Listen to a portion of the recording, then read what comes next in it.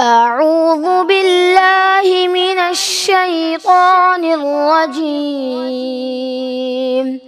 بسم الله الرحمن الرحيم.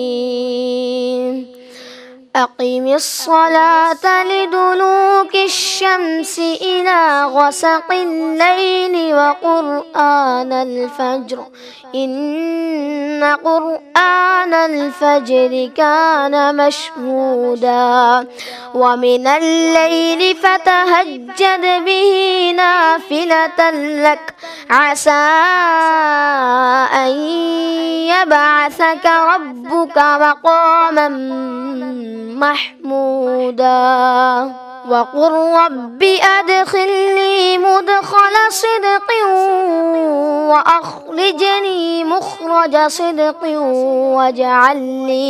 واجعل لي من لدنك سلطانا نصيرا وقل جاء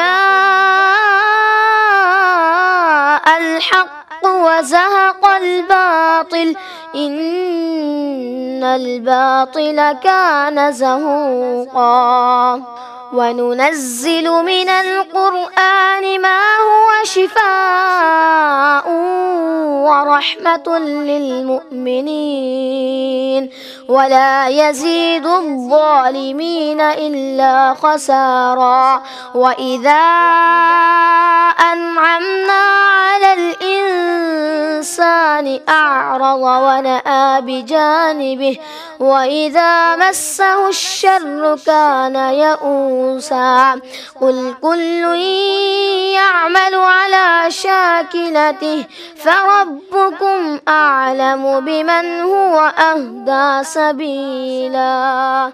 صدق الله العظيم.